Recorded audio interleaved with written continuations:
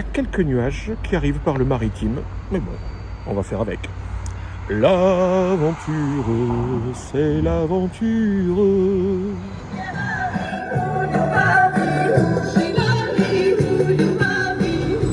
Non, c'est animal, hein? Non. Voilà. Finalement, c'est pas l'autobus, c'est le gentil monsieur. Cheap taxi. Ah allez. Very cheap taxi. Yeah, good. No problem. No bandito. Ça va, on n'est pas tombé sur une bande. Is, Mercedes. Mercedes, hey. La classe. VIP. Mercedes. 30. Oh là là. Ah, ya, 7. 7. 2. 72. Ah, 72. Eh, Eh, bravi. Professionnel taxi. Bravi. Eh. Alors là, un Oui, taxi professionnel qui est à la retraite. Voilà, ça fait des sous. French. French. France. France. Si. France. Voilà. Good. Photography good. Is that no good.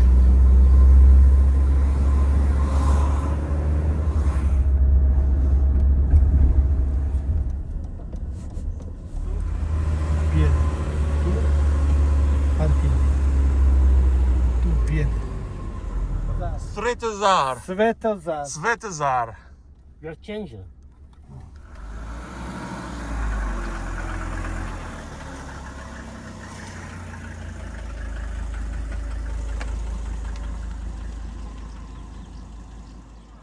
Voilà les amis, on arrive sur Stari Bar, les vestiges d'une cité antique avec de très beaux restes.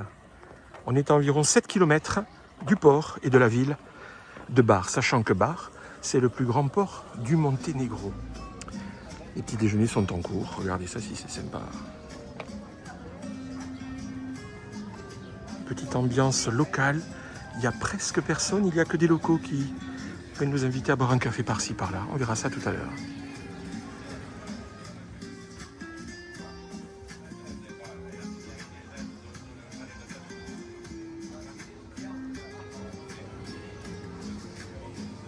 Alors très intéressant, regardez cet olivier. Cet olivier, nous irons le visiter tout à l'heure. Je ne vous en dis pas plus.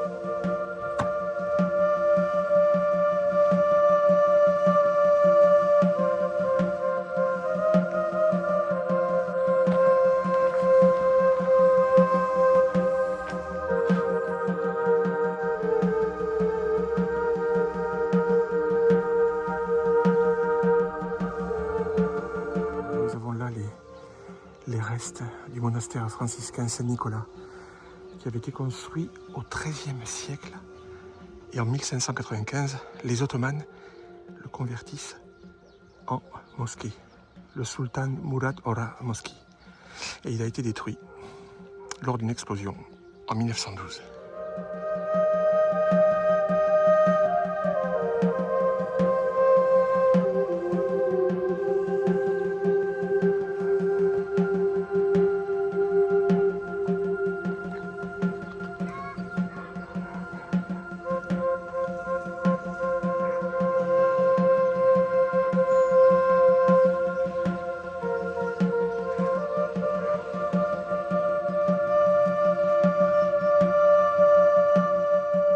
En juillet 1941, l'occupant italien a jeté vivants dans ce puits les membres du mouvement de libération partisan, Nicolae, Vlado, Milka et Radomir. Ils y ont terminé leur vie dans d'atroces souffrances. Et cette plaque est là pour leur rendre hommage.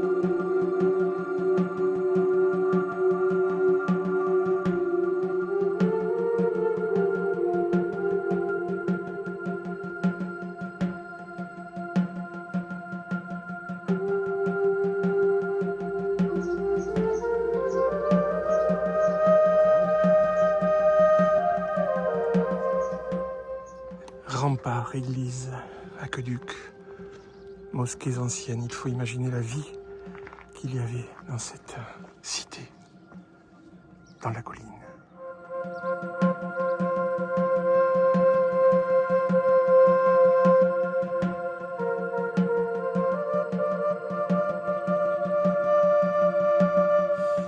Les vestiges de la cathédrale Saint-Georges.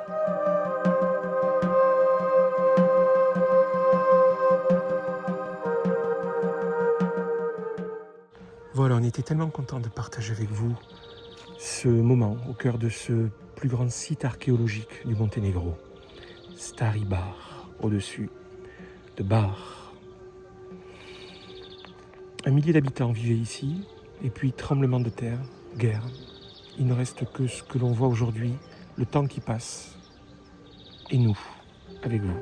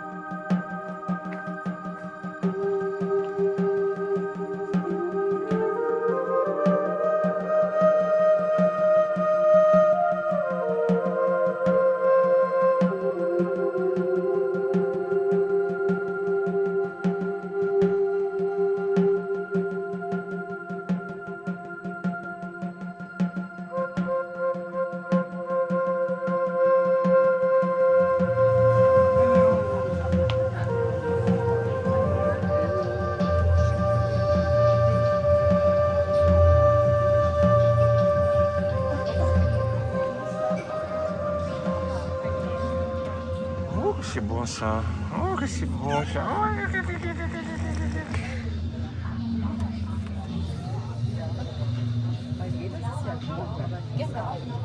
Good. Very first time pomegranate beer. Wow. Une bière à la grenade. Ok. Et à côté, on a notre copain en pleine toilette. Hey.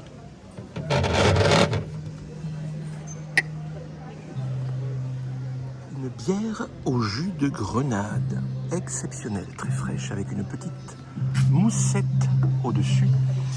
Et nous sommes au pied de la citadelle. Après cette belle marche, je me lève pour filmer, évidemment. La place est prise. On est bien là, oh là là.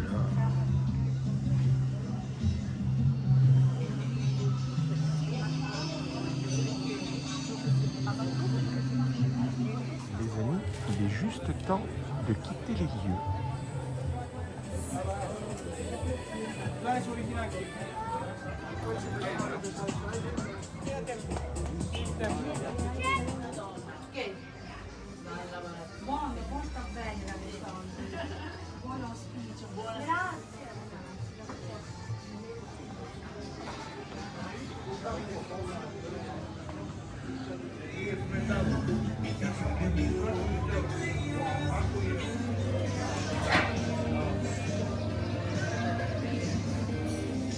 Un petit kebab local au bœuf.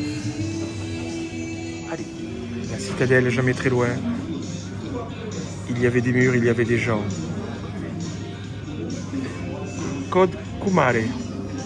Adresse recommandée déjà par l'accueil.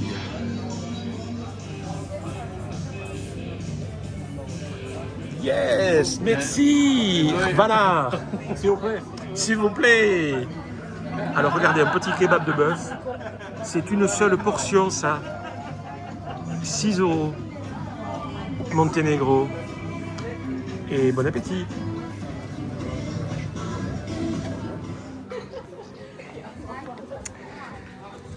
Délicieux. Une très très belle dégustation d'un joli kebab. On reprend la route, tranquille.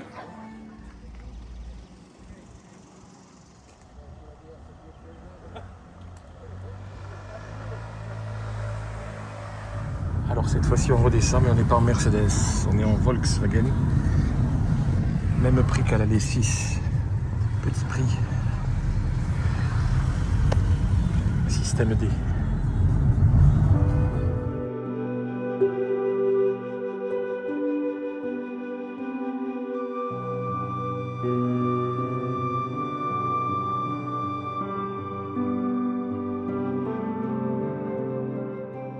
Avant d'arriver au palais Nicolas Ier, ce très beau parc tout autour, cette ancienne serre qui est devenue un restaurant, et voici les coupoles dorées de Saint Jovan Vladimir, une très belle cathédrale dédiée aux martyrs, avec cette très belle coupole qui brille au soleil.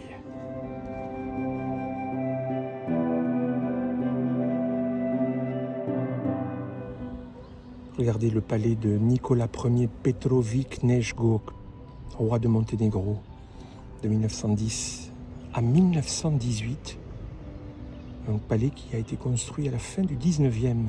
C'était la résidence d'été de la famille royale monténégrine, au bord de la mer, vous le verrez dans un instant, avec un grand parc et une vue sur l'Adriatique. C'est aujourd'hui un musée, mais il appartenait à cette famille royale.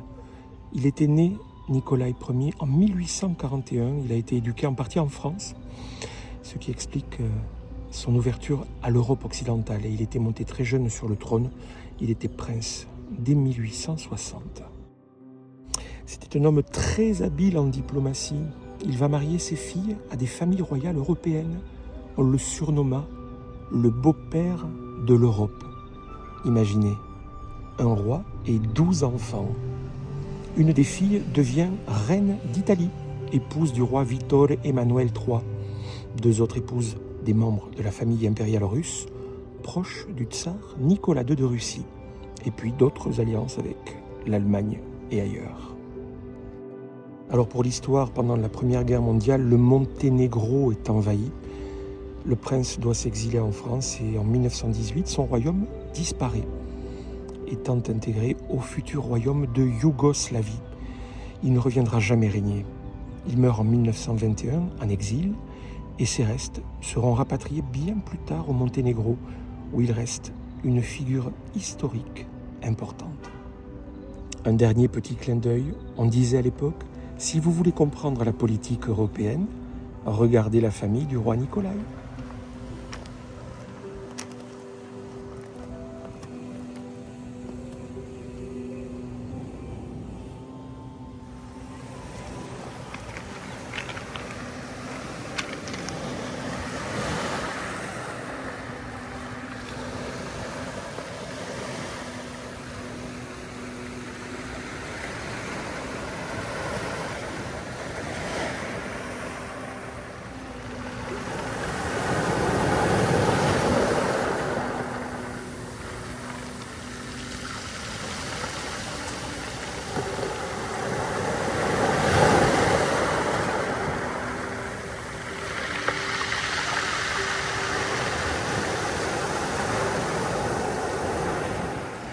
Quelques serpentines du jour, très belles, avec ce petit verre foncé mais qui brille à la lumière une fois mouillé.